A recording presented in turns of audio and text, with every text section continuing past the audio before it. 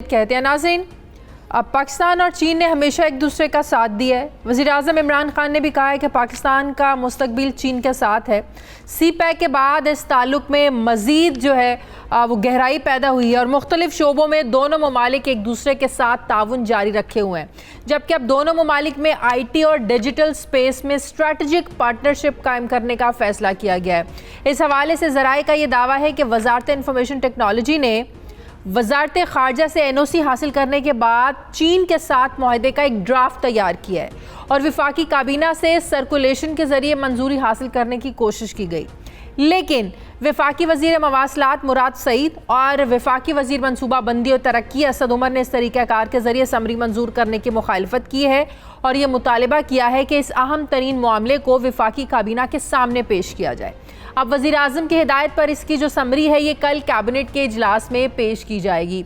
ज़राए से मिलने वाली इत्तलात के मुताबिक दोनों ममालिक के दरमियान IT के शोबों में होने वाली पार्टनरशिप के बाद इलाकाई इंटरनेट इंफ्रास्ट्रक्चर तामीर किया जाएगा। चीन के ताउन से पाकिस्तान में स्मार्टफोन और IT डिवाइसेस की तैयारी के लिए फिजिबिलिटी स्टडी की जाएगी, जबकि पाकिस्तान में चिप और प्रोसेसर डिज़ाइन सेंटर्स भी कायम किए जाएंगे। ज़राए का ये भी दावा है कि इंफ्रास्ट्रक्चर के तहत इंटरनेट एक्सचेंज पॉइंट, मुल्की सतह पर public and government cloud centre और 5G टेक्नोलॉजी का इंफ्रास्ट्रक्चर जो है ये तामीर किया जाएगा, जबकि state of the art centre of excellence की तामीर के लिए ताउन किया जाएगा, जिसमें 5G, रोबोटिक्स, क्लाउड टेक्नोलॉजी और नीनो टेक्नोलॉजी की तामीर की जाएगी। इसके अलावा पाकिस्तान के शहरों में नेशनल ICT यूनिवर्सिटीज़ का क़याम भी अमल में लाया जाएगा और कराची में वर्चुअल यूनिवर्सिटीज़ के ज़रिए नेशनल ICT यूनिवर्सिटी कायम की जाएगी, जबकि पाकिस्तान में कमर्शियल माइक्रो सैटेलाइट की तामीर के लिए रिसर्च एंड डेवलपमेंट सेंटर की तामीर और सैटेलाइट लॉन्च सेंटर की तामीर के लिए चीन की जानिब से भी ताउन किया जाएगा। पाकिस्तान में IT के शोबे में तरक्की के हवाले से ये जो मुआहदा है ये कितना अहम है, कितनी अहमियत है इसकी, इस पर मैं बात करूंगी। इस्लामाबाद के ब्यूरो चीफ सुहेल इकबाल भट्टी ने मुझे ज्वाइन किया। अस्सलाम वालेकुम, बहुत बहुत शुक्रिया सुहेल इकबाल भट्टी आपका। सुहेल इकबाल भट्टी, सबसे पहले तो ये बताइएगा कि मुराद सईद और असद उमर ने मुआहदे की मंजूरी के लिए समरी कैबिनेट में पेश करने का मुतालबा किया है।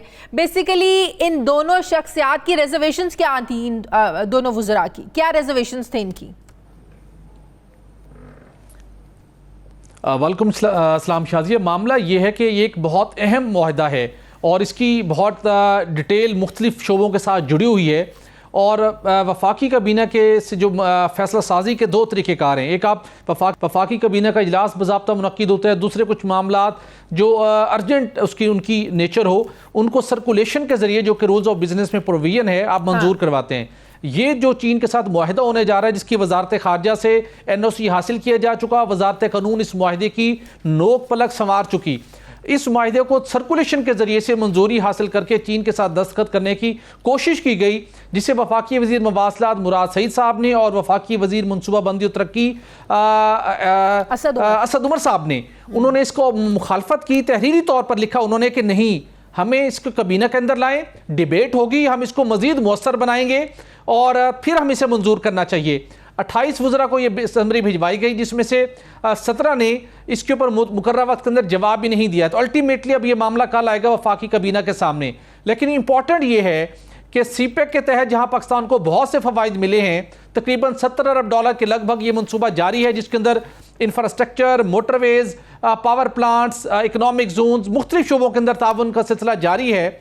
लेकिन दुनिया का जो एक ट्रेंड है इमर्जिंग टेक्नोलॉजी का, वो है इंफॉर्मेशन कम्युनिकेशन टेक्नोलॉजी का, और पाकिस्तान खित्ते के मुमालिक, पड़ोसी ममालिक के मुकाबले में और दुनिया के दीगर ममालिक में पोटेंशियल होने के बावजूद बहुत पीछे है। तो ये चीन के साथ एक स्ट्रेटेजिक स्पेस पार्टनरशिप के साथ साथ इंफॉर्मेशन कम्युनिकेशन टेक्नोलॉजी के अंदर ये एक ऐसा मुआहदा करने का फैसला किया गया जो पाकिस्तान की तकदीर संवार सकता है। लेकिन इसके साथ साथ ये जो खदशात हैं, क्या ये दुरुस्त है कि पाकिस्तानियों का जो डेटा है वो शेयर हो सकता है? कौमी सलामती के हवाले से भी क्या इसे क्लियरेंस लेना ज़रूरी है, या ली गई है या ली जाएगी? इस हवाले से जो खदशात सामने आ रहे हैं ये भी दुरुस्त हैं क्या? देखिए, दुनिया IT के डिफरेंट सिक्योरिटी कोड्स को मलहूज़े खातिर रखते हुए बहुत आगे जा चुकी है।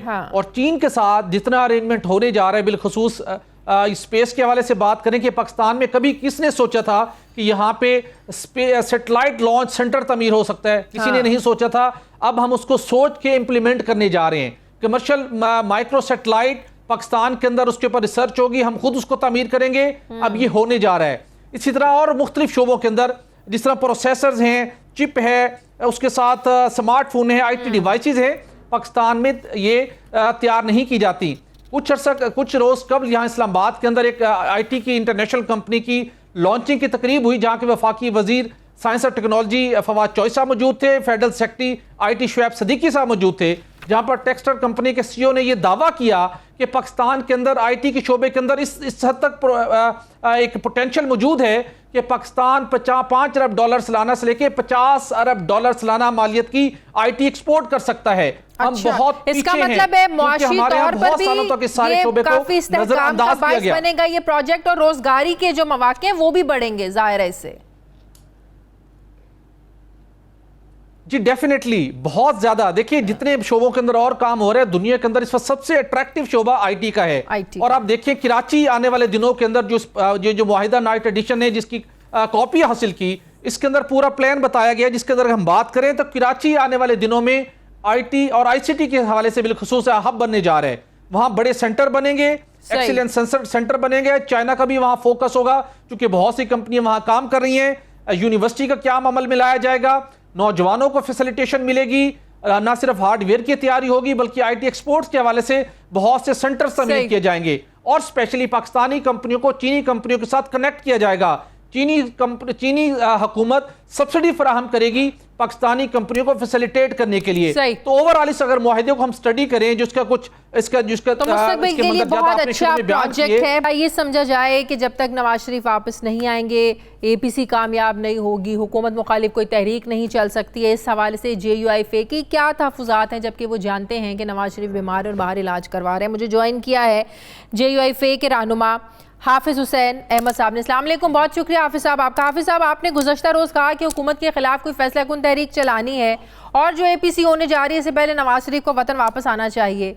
आप लोग भी जानते हैं, सबको पता है, नून लीग भी ये कहती है, रिपोर्ट्स भी उन्होंने मेडिकल रिपोर्ट्स भेजी हैं नवाज शरीफ साहब ने।